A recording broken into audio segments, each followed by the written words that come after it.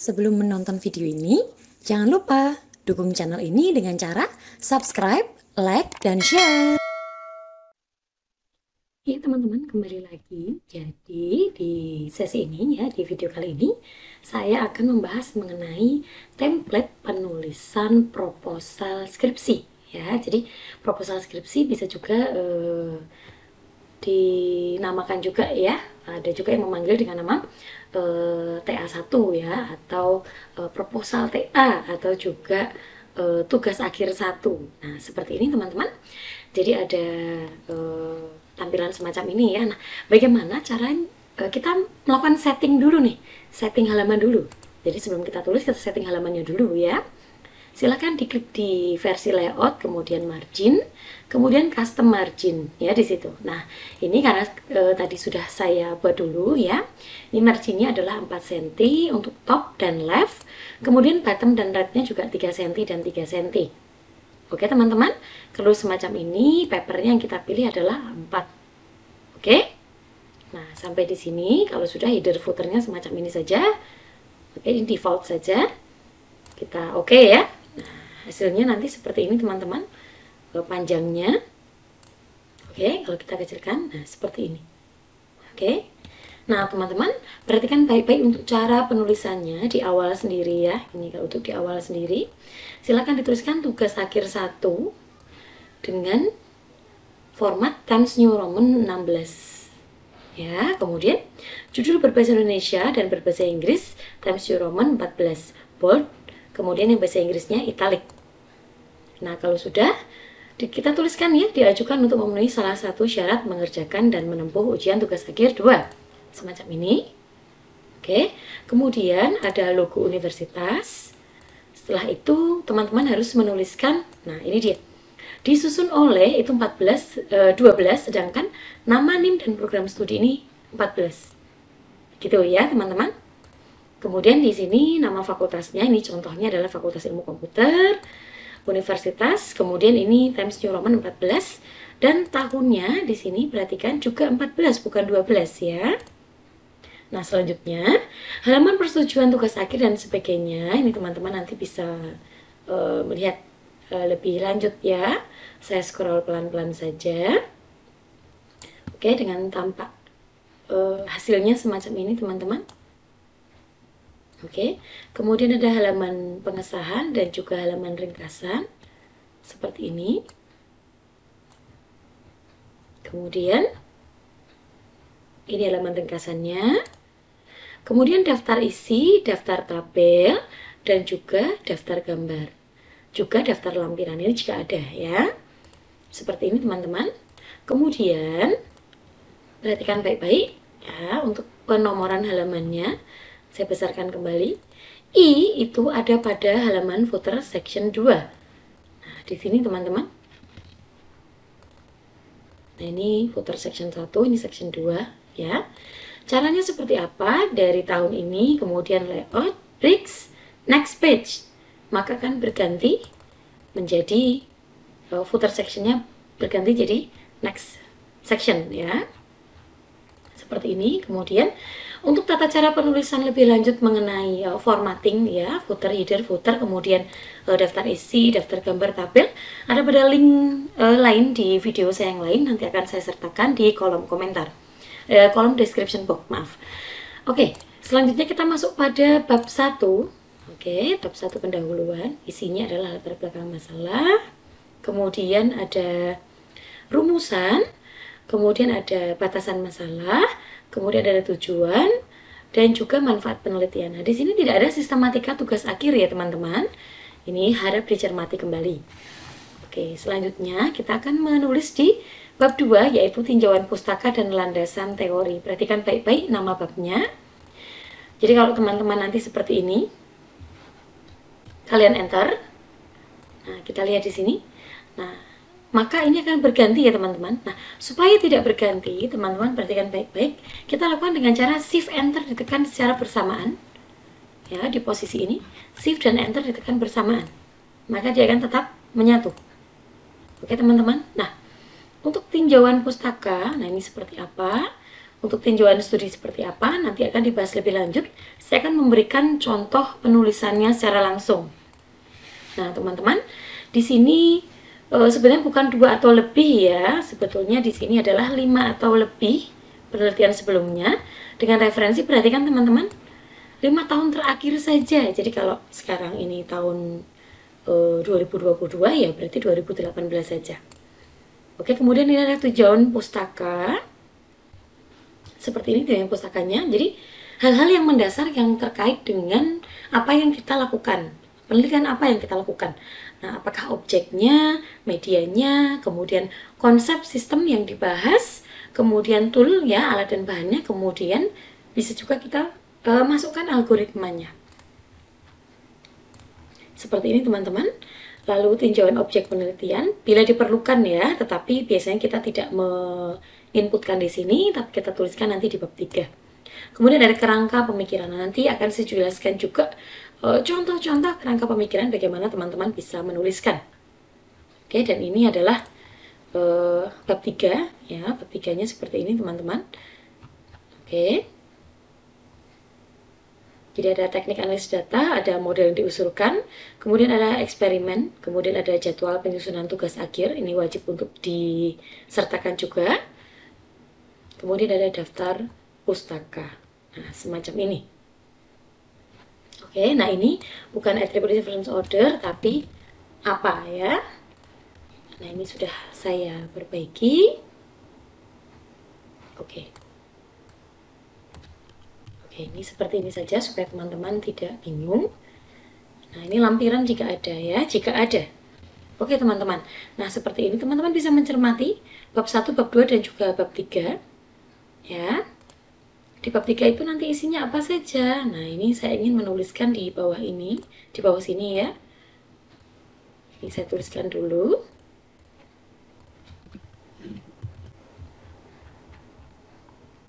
Jadi teman-teman bisa menuliskan di sini.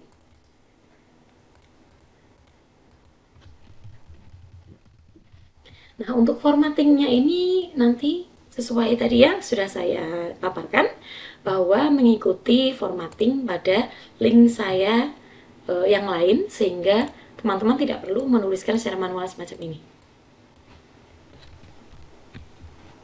Jadi saya lihat lagi ya, ada instrumen penelitian, kemudian ada data collection atau pengumpulan data.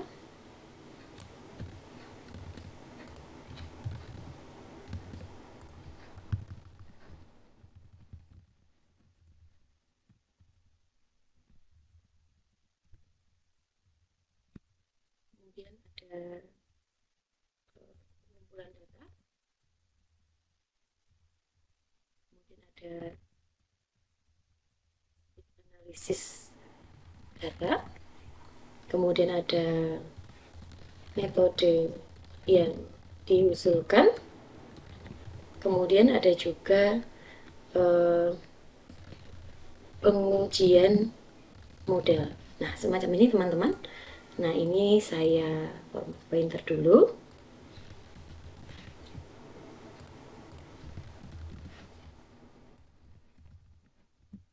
Ini 35 seperti ini teman-teman ya.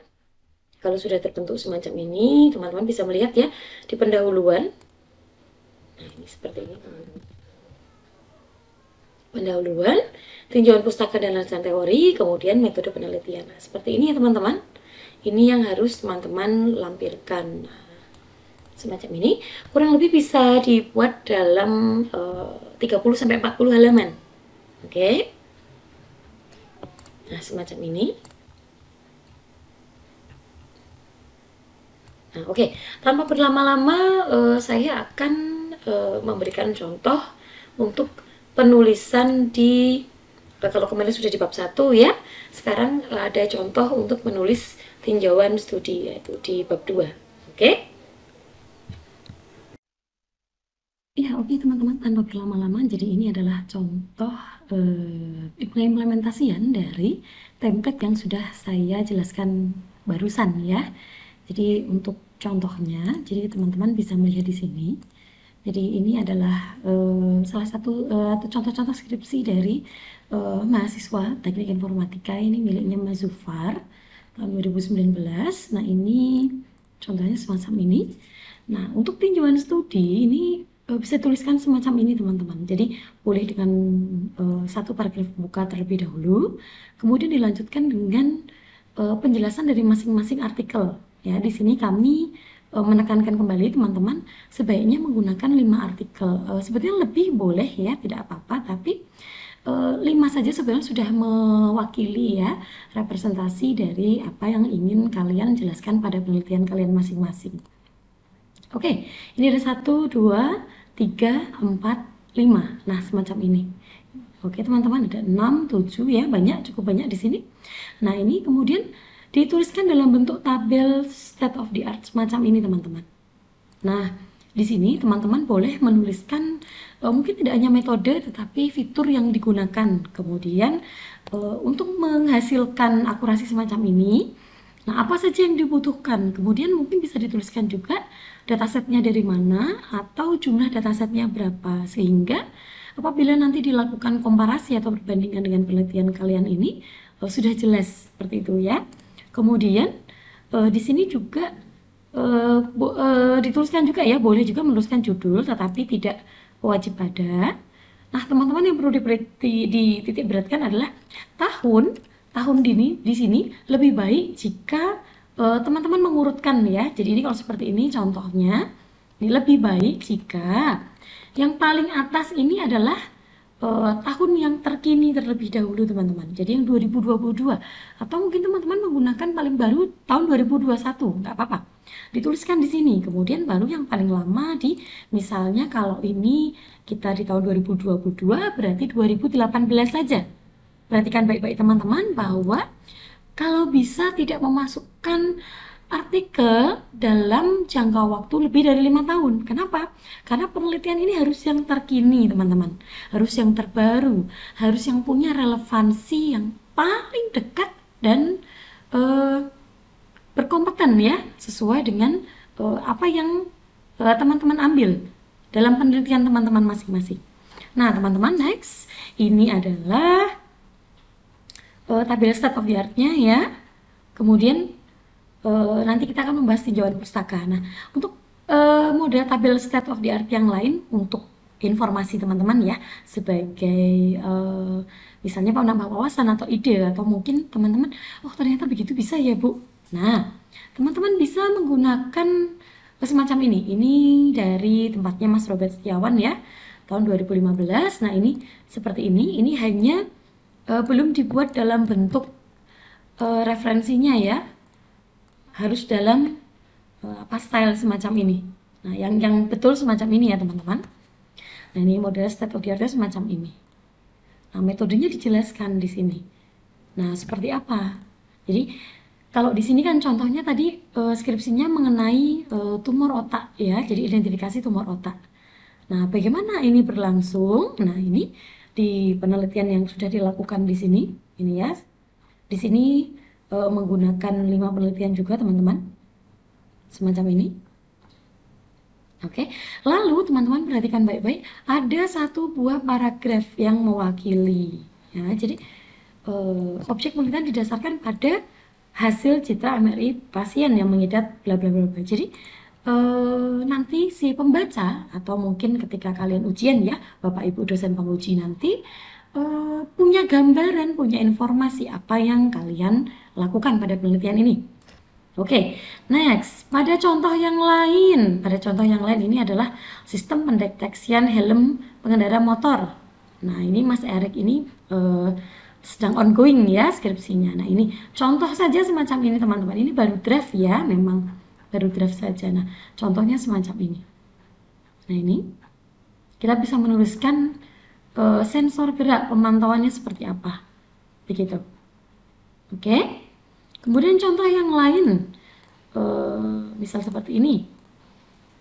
Ini pada tempatnya Pujaya Dav ya. Ini juga belum dalam bentuk. Perhatikan teman-teman di apa 6 edition ini ya teman-teman. Kalau teman-teman punya yang terbaru, misalnya 7 edition juga boleh, nggak apa-apa. Kemudian kalau nggak disetting di Word-nya ini, teman-teman bisa nyeting di Mendeley-nya. Ya, atau keduanya disetting dulu supaya tidak membingungkan ya. Kenapa punya saya nggak berubah, Bu? Gitu. Kira-kira semacam itu, teman-teman. Nah, ini karena saya tidak punya source aslinya ya. Ini di tempatnya skripsinya ASPVD, tempatnya Mas Kabib ya. Ini seperti ini. Jadi ini adalah steganografi ya. Steganografi, jadi kripto stegano ya, untuk pemrosesan pada video ya dengan menggunakan pseudo random number ya, jadi pakai LCG. Nah, ini teman-teman, kemudian bagaimana cara menuliskannya? Kembali lagi, boleh langsung dengan paragraf-paragraf semacam ini, teman-teman. Kemudian dirangkum dalam, nah seperti ini, dalam tabel. Boleh dijelaskan semacam ini ya. Jadi dari yang paling lama sampai yang terbaru, atau dari yang terbaru dulu sampai yang paling lama. Nah, ini sudah saya tuliskan simpulan dari state of the art, atau menuliskan informasi mengenai perbedaan antara penelitian terdahulu dengan penelitian Anda saat ini. Nah, ini sangat penting ya dilakukan, karena orang-orang yang membaca nanti akan punya gambaran sebetulnya seperti apa. Terlebih lagi kalau yang teman-teman lakukan baru sempro ya, seminar proposal, atau TA1, atau masih proposal awal penelitian. Jadi kita kan belum melakukan eksperimen ya teman-teman. Jadi kita harus menuliskan hipotesa seperti apa. Nah, ini sangat baik sekali, jadi poin plus untuk skripsi teman-teman nantinya. Kemudian contoh yang lain lagi, misalnya ini di tempatnya penerapan SVM di klasifikasi bakteri patogen, nah, dengan menggunakan Hendrik Moment, tempatnya Mbak Novita Rahmayuna. Nah, seperti apa teman-teman bab 2-nya? Nah, ini seperti ini boleh dengan satu paragraf dulu pembuka, kemudian jelaskan satu persatu ya, semacam ini. Kemudian, nah ini bentuk tabelnya sedikit berbeda ya, ini lebih lengkap seperti itu teman-teman. Nah, ini lebih lengkap. Boleh juga seperti ini. Jadi kita bisa membaca. Jadi Ahmed pada tahun sekian ini menuliskan apa? Melakukan penelitian apa? Di sini sudah ada di judulnya. Kemudian dengan menggunakan fitur ekstraksi apa, fitur seleksi apa, kemudian menggunakan dengan klasifikasi apa. Nah, kalau semacam ini kita bisa melihat manakah klasifikasi yang paling mostly dipakai di sini ya, ternyata SVM. Kemudian ada yang pakai ZMI ya, Hendrik Moment. Kemudian fitur seleksinya ada yang pakai ANOVA, ada yang pakai SR, ada yang pakai FC ya di sini teman-teman. Jadi banyak sekali. Nah, ini yang dituliskan. Jadi pada tugas akhir ini atau pada proposal ini atau pada mungkin tulisannya berbeda-beda tiap universitas ya teman-teman, tapi paling tidak ini mewakili ya, tinggal nanti diganti sesuai dengan format pada universitas masing-masing. Jadi nanti dituliskan ya. Jadi pada penelitian terdahulu ini sudah menghasilkan 90-100%. Nah, kita masih punya kans 10% ini untuk meningkatkan. Nah, bagaimana teman-teman? Nah, kita akan memilih menggunakan contohnya di sini menggunakan analisa statistik orde pertama dan GLCM, kemudian menggunakan Hendrik Moment. Nah, nanti akan diimplementasikan pada SVM ya, support vektor mesin. Nah, ini adalah contoh-contoh tinjauan pustaka dalam bentuk yang lain. Nanti saya akan menjelaskan ulang ya teman-teman. Nah, kira-kira seperti ini untuk tinjauan studi. Nah, sedangkan bagaimana untuk tinjauan pustakanya? Untuk tinjauan pustakanya di sini ada, misalnya kalau teman-teman menggunakan data mining ya, ada data mining. Kalau tadi kan di sini kita bisa lihat teman-teman. Oke. Kalau tadi aslinya di sini adalah ini ya, bakteri patogen, kemudian ekstraksi fiturnya, kemudian algoritmanya apa, metode klasifikasinya apa, seperti itu. Nah, ini yang harus dilihat lebih dalam ya teman-teman. Apa yang akan dikaji pada bab tinjauan pustaka ini? Ini sudah ada contohnya. Ini kalau yang atas ini adalah data mining. Kemudian klasifikasi data ya dengan menggunakan metode data mining. Kalau di sini adalah image watermarking ya dengan menggunakan transformasi domain. Nah, kalau yang bawah ini adalah asli milik manuskrip yang sudah saya jelaskan barusan ini. Nah, kemudian teman-teman yang lain lagi seperti apa? Contohnya begitu ya. Contohnya adalah, nah seperti ini teman-teman. Ini untuk tinjauan pustakanya ada CNN, kemudian ada Artificial Intelligence, ada Deep Learning, ada bahasa pemrograman Python yang pakai Python. Nah, disesuaikan juga ya teman-teman. Kalau teman-teman nanti menggunakan uh, MATLAB misalnya atau PHP menggunakan Octave misalnya, atau menggunakan bahasa pemrograman lain untuk mengcompile, ya misalnya saya menggunakan WK Bu, saya menggunakan RapidMiner untuk data mining. Nah, silakan boleh juga dituliskan. Oke teman-teman, selanjutnya ini adalah contoh lain ya. Jadi kalau di sini ada magnetic resonance, ada PCD, ada fuzzy semin. Yang paling tidak ada algoritma atau metode yang memang kita ungkapkan atau kita tuliskan. Kira-kira seperti ini. Nah ini kenapa saya tidak membahas lebih lanjut sekali, karena teman-teman tentu saja untuk tinjauan pustaka ini nanti akan berlainan satu dengan yang lain sesuai dengan kebutuhan penelitian teman-teman masing-masing ya. Oke, next. Satu lagi akan saya bahas adalah kerangka pemikiran. Bagaimana kita menuliskan kerangka pemikiran, teman-teman? Nah, modelnya semacam ini ya. Jadi, sebenarnya tidak ada model yang baku. Nah, bisa juga semacam ini, teman-teman. Jadi, ada masalah, ada tujuan, ada data. Jadi, ini adalah model eksperimen, model penelitiannya ya. Di sini dengan menggunakan model eksperimen, kemudian kita bagi ya menjadi sub divisi pembahasan, yaitu data, kemudian metode dan juga alat bantu. Nah, jadi untuk datanya ini bagaimana, diambil dari mana, jumlahnya berapa, ya kita tuliskan di sini teman-teman. Kemudian untuk metodenya ini bagaimana? Apakah hanya menggunakan fuzzy semin saja sebagai algoritma atau ada proses-proses lain yang perlu dilakukan dahulu? Nah, itu juga perlu sekali kita ungkapkan karena Bapak Ibu penguji nanti jelas akan bertanya ya. Jadi menerapkan apa saja, ada morfologi, ada noise removal ya, mungkin noise removalnya juga bisa dengan model filtering teman-teman.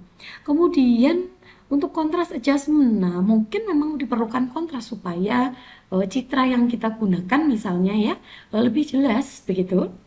Kemudian dilanjutkan dengan segmentasi citra menggunakan algoritma, di sini fuzzy semin ya, nanti disesuaikan dengan pengujian teman-teman masing-masing. Kemudian alat bantunya di sini adalah MATLAB dan Microsoft Paint. Nah, teman-teman, kalau membutuhkan misalnya Python, kemudian membutuhkan software, misalnya teman-teman juga menggabungkan dengan menggunakan Sublime Text misalnya. Kemudian teman-teman menggunakan PHP atau menggunakan JavaScript ya, atau mungkin melakukan proses pengenalan secara real time. Nah, kalau real time mungkin teman-teman akan memasukkan alat bantunya lebih lengkap lagi ya, karena membutuhkan misalnya software Android misalnya. Nah, Android Studio-nya ini versi berapa? Kemudian nanti bagaimana saya mengekstraknya dan sebagainya, ini juga perlu dituliskan. Kemudian hasilnya teman-teman, hasilnya berupa apa di sini? Nah, hasilnya berupa akurasi. Nah, hasil ini lebih baik teman-teman melakukan karena mungkin contohnya ini adalah untuk anak teknik informatika ya. Jadi teman-teman bisa menggunakan alat uji ya, selain akurasi ada K-fold validation, ada Z-score, ada F1 score, kemudian ada confusion metric ya, bisa terdiri dari akurasi, recall, presisi. Kemudian teman-teman juga bisa melakukan proses, misalnya kalau kita menggunakan model yang lain ya, kalau di sini tadi ada yang menggunakan watermarking. Nah, teman-teman bisa menggunakan nilai MSE PSNR ya. Kalau misalnya tadi juga di sini teman-teman tadi ada yang menggunakan mana ya tadi ya. Nah ini tempatnya Mas Gabrik tadi menggunakan kripto dan stegano. Jadi kriptografi dan steganografi yang dikombinasi. Nah teman-teman bisa menggunakan ini kerangka pemikirannya ya. Jadi menggunakan apa gitu, nanti kita bisa menulis ya. Di sini ada MSE PSNR, sebetulnya ada SSIM, ada entropi, ada bit error rate. Kemudian kalau teman-teman menggunakan teks, teman-teman bisa menyajikan nilai avalanche effect ya di sana. Kemudian teman-teman juga bisa menyajikan kalau misalnya gambar dalam bentuk histogram atau enkripsi, kualitas enkripsi ya. Encryption quality, teman-teman bisa mengambil di sana. Ada juga WACI NPCR ya. Jadi kalau misalnya teman-teman membutuhkan video mengenai bagaimana proses pengujiannya, teman-teman boleh menuliskan di kolom komentar. Nanti saya akan membuatkan video serupa. Oke, next. Selain ini tadi kerangka pemikirannya boleh juga dalam bentuk semacam ini teman-teman. Ya, di diagram alur semacam ini boleh. Ini menggunakan CNN, kemudian evaluasinya dengan menggunakan user acceptance testing karena ini langsung di lapangan ya teman-teman.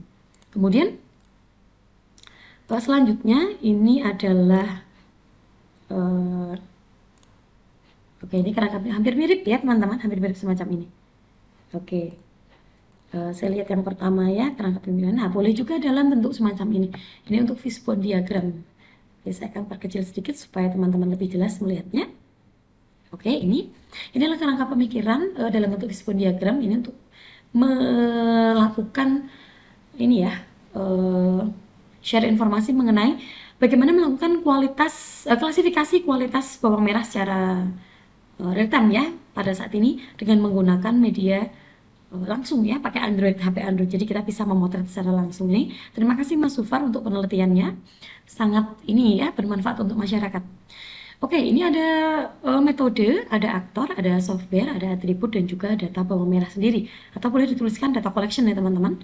Nah, di sini ada di metodenya menggunakan PCD, kemudian pada topik klasifikasi citra menggunakan algoritma klasifikasi KNN, kemudian nanti evaluasinya menggunakan akurasi atau persentase akurasi, dan dinilai KNN-nya ini pada nilai K1 sampai dengan K5.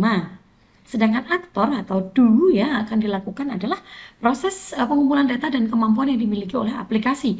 Jadi kalau pengumpulan data ya kita tinggal mengambil ya pada saat ini karena keterbatasan atau limitation time dari risetnya, jadi hanya mengambil foto dari kamera langsung saja. Kemudian untuk kemampuan yang dilakukan oleh aplikasinya langsung bisa melakukan proses deteksi ya kualitas bawang merahnya tadi baik, sedang, atau buruk. Bisa berdasarkan warna, bentuk, dan juga ukuran teman-teman. Begitu. Kemudian software yang digunakan adalah Android dan juga Python. Kemudian untuk atribut ya, untuk ekstraksinya sendiri ya, nanti akan ada HSV ya. Jadi ini adalah fitur ekstraksi warna. Kemudian kita akan menghitung luas bawang merah dan juga keliling bawang merahnya. Kemudian jumlah data ujinya karena memang limitasi time ya, jadi masih 20 dan 20. Ini next mungkin teman-teman bisa mengembangkan di jumlah data yang lebih banyak ya, supaya hasilnya juga lebih valid. Kira-kira seperti itu teman-teman. Ini dari saya untuk video kali ini. Terima kasih sudah menonton teman-teman. Mohon maaf apabila ada salah kata atau salah perbuatan. Sampai jumpa di video setelahnya. Dan jangan lupa teman-teman untuk mengetahui di part 1 ya, nanti di bagian pertama tadi, di awal-awal video tadi saya sudah menjelaskan template-nya. Perhatikan baik-baik template-nya, mohon ditulis sesuai dengan template sehingga Bapak Ibu dosen akan memberikan nilai yang maksimal. Terima kasih, sampai jumpa di next video. Thanks for watching.